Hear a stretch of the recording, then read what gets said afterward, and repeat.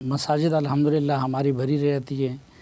عمرہ حج پہ سب سے زیادہ لوگ پاکستان سے جاتے ہیں. اسی طرح اور بھی اگر دیکھیں روزہ رکھنے والے ہمارے ملک میں الحمدللہ باقی ممالک کی بنسبت بہت زیادہ ہوتے ہیں. تو نتیجہ الٹ کیوں نکلتا ہے سوسائٹی میں؟ وہ علامہ اقبال نے کہا نا کہ رہ گئی رسم اذاں روح بلالی نہ رہی، فلسفہ رہ گیا تلقین غزالی نہ رہی، اور مسجد تو بنا دی شب بھر میں ایماں کی حرارت والوں نے، من اپنا پرانا پاپی ہے برسوں سے نمازی بن نہ سکا.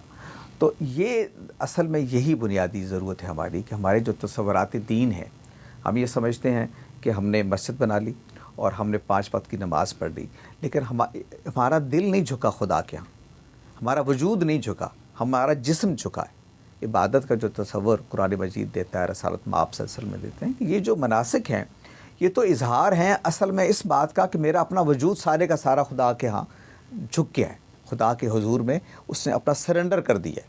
اس کے اظہار کے لیے میں نماز پڑھتا ہوں، اس کے اظہار کے لیے میں روزہ رکھتا ہوں، اس کے اظہار کے لیے میں حج کرتا ہوں. لیکن وہی بات رہ گئی رسم اذاں روح بلالی نہ رہی کہ ہم اذانیں دیتے ہیں، مسجدیں بناتے ہیں، نمازیں پڑھتے ہیں، لیکن یہ کہ وہ جو اخلاقی حص، وہی میں بات خدا کی بندگی کا احساس، عبادت کی جو روح ہے وہ اس کے اندر موجود نہیں ہے، اور اس کی تربیت کا کوئی سامان بھی نہیں ہے. یہی میں عرض کر رہا تھا کہ ہمارے ملک کے اندر یہ جو خانقاہیں بنی ہماری روایت کے اندر یہ کس لیے تھی؟ تزکیہ نفس کے لیے بنی تھی نا. لیکن آپ کے علم ہے کہ خانقاہوں میں کیا ہوتا ہے. وہی جو اقبال، بار بار اقبال کو ہم دہراتے ہیں، تو انہوں نے اس کا رونا رویا تھا کہ میں اٹھا میں مدرسہ و خانقاہ سے غمناک، نہ زندگی نہ محبت نہ معرفت نہ نگاہ. کہ ہم نے جو مکتب بنایا، ہم نے جو خانقاہ بنائی، اس کے اندر کوئی چیز ہم نے باقی نہیں چھوڑی، اس کا ایک ڈھانچہ تو رہ گیا، اس کی روح نہیں رہی. تو یہ بڑا مسئلہ ہے ہمارے اندر کہ ہم نے مسجد بنائی، اس کو ہم نے اپنے سیکٹیرین مقاصد کے لیے استعمال کیا، اس کو بعض و نصیحت اور اس کو خدا کی طرف لوگوں کو بلانے کے بجائے اپنے مسلک کی طرف بلانے کے لیے استعمال کیا، دیگر چیزوں کے لیے استعمال کیا. تو ہمیں جو کرنا ہے، میں آپ سے عرض کروں کہ رحمۃ اللہ عالمین اتھارٹی کا ایک بنیادی پروجیکٹ ہم اس پہ بھی کام کر رہے ہیں کہ پاکستان کے اندر رحمۃ اللہ عالمین مساجد ہوں، تاکہ وہ مرکز بنے سوشل چینج کے لیے، جس کی طرف میں نے اشارہ کیا. میں انڈونیشیا میں گیا تو آپ نے بھی دیکھا ہوگا، وہاں جکارتا کی سب سے بڑی مسجد ہے استقلال مسجد. میں وہاں گیا، وہاں کے جو چیف خطیب ہے ان سے ملا. وہ پینٹ شرٹ پہنے ہوئے ایک ماڈرن آدمی، لیکن ایک اسکالر دین کے. تو میں نے ان سے جب مسجد کے انتظام کے بارے میں پوچھا تو انہوں نے کہا کہ نبی صلی اللہ علیہ وسلم کے دور میں مسجد نبی 26 چیزوں کا مرکز تھی. تو ہماری یہ خواہش ہے کہ ہماری مسجد 26 چیزوں کا مرکز بنے. تو ہم کیا کر رہے ہیں؟ ہم یہاں خواتین کی تعلیم کا اہتمام کرتے ہیں، خواتین کی سوشل گیدرنگ کا اہتمام کرتے ہیں. بچوں کے لیے ہم نے یہاں مرکز بنایا کہ وہ آ کے کھیلیں بھی اور نماز بھی پڑھیں. اس کے ساتھ ساتھ اس مسجد کے ساتھ ایک چرچ ہے، تو انہوں نے ایک سرنگ کے ذریعے چرچ کے ساتھ جوڑ کے انٹرفیتھ ہارمنی کے لیے بھی مسجد کو استعمال کیا، بین المذاہب ہمانگی کے لیے بھی. اچھا، پھر وہ وہاں سے پورے انڈونیشیا کے اندر ائمہ کی اور خطباء کی اس کی تربیت کے لیے ان کو بھی پروگرامز کر رہے ہوتے ہیں. تو وہ کہتے ہیں کہ ہم مسجد کو 26 چیزوں کا مرکز بنانا چاہ رہے ہیں. میری بھی خواہش ہے، ہم بھی اس پہ کام کر رہے ہیں کہ رحمۃ اللہ عالمین اتھارٹی کے تحت پورے ملک میں رحمۃ اللہ عالمین مساجد بنائی جائیں، جو مسلک کی مساجد نہ ہوں، جو اصل میں سوشل چینج کی بنیاد ہو، جس میں لوگ خدا سے جڑے ہوئے ہوں. تو یہ ہے وہ چیزیں، یعنی سوشل انسٹیٹیوشنز کیوں بنے تھے؟ جو آپ نے سوال کیا کہ مسجدیں بن جاتی ہیں، مسجدیں بن جاتی ہیں لیکن مسجدوں کے اندر وہ روح نہیں ہوتی. تو مسجد ہو جس کے اندر آپ دیکھیں، بچے کو ہم نہیں آنے دیتے مسجد. آپ ذرا مسجد استقلال جا کے دیکھیں، بچے بھاگ رہے ہوتے ہیں، کھیل رہے ہوتے ہیں، اور امام صاحب اور باقی لوگ ان کو ویلکم کر رہے ہوتے ہیں. اپنے بچوں کو جوڑیے مسجد کے ساتھ، اس کو قریب لائیں، اس کو سوشل گیدرنگ کی جگہ بنائیں.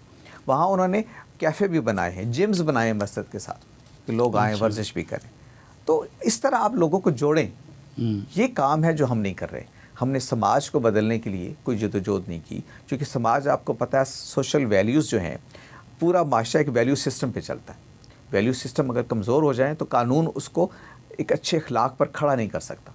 اچھا، پوری دنیا میں مار کیوں پڑ رہی ہے مسلمانوں کو؟ دیکھیں، وہ دنیا میں اللہ تعالیٰ کا ایک قانون ہے جس کو سنت کہتے ہیں، اللہ کی سنت. وہ یہ ہے کہ مادی ترقی کے لیے کچھ کام کرنے ہیں آپ کے، اس کے لیے ایمان ضروری نہیں ہے، اس کے لیے خدا کی اس سنت کو سمجھنا ضروری ہے جس کے تحت یہ کائنات کا نظام بنا ہے. وہ یہ کہتا ہے کہ علم جس کے پاس ہوگا دنیا کی قیادت بھی اس کو مل جائے گی. جو لوگ دنیا کے ذہنوں کو کنٹرول کرنے کی صلاحیت رکھتے ہوں گے ان کے پاس دنیا کے وسائل ہو جائیں گے. جن کے پاس کائنات کی تسخیر کے ٹولز ہوں گے، کائنات ان کے لیے مسخر ہو جائے گی. یہ اللہ کا بتایا ہوا قانون ہے. اس کو آپ سنت اللہ کہتے ہیں، اس کو آپ قانون فطرت بھی کہتے ہیں۔ اس لیے آپ ہوں، میں ہوں، ایکس ہو، وائی ہو، جو اس قانون فطرت کے تحت کام کرتا ہے وہ یہ کام کر لے گا۔ ہم نے علم پر جدوجہد نہیں کی، ہم نے کائنات کی تسخیر پر جدوجہد نہیں کی، ہم نے لوگوں کو، انسان کو بنانے کی جدوجہد نہیں کی، اس کے بعد ہمیں ماری پڑے گی، اس کا وہ نتیجہ تو نکل نہیں سکتا۔ جن لوگوں کے پاس وسائل ہیں وہ وسائل کہاں سے آئے؟ محنت سے آئے، علم سے آئے۔ آپ کو معلوم ہے کہ ہم جس دور میں جی رہے ہیں اس میں نالج کو، آپ ایک نالج ڈریون دور ہے یہ سارے کا سارا، اور ہم ہر چیز میں امیٹیٹرز ہیں، نقال ہیں ہمارے پاس۔ تو نقال دنیا کے لیڈر نہیں بن سکتے، اوریجنل تھاٹ رکھنے والے لوگ دنیا کے لیڈر بن سکتے ہیں۔ وہ علامہ اقبال نے اسی بات کی طرف کہا تھا کہ یہ جو جہاں نے تازہ کی ہے افکار تازہ سے نمود، کہ سنگ و خشت سے ہوتے نہیں جہاں پیدا۔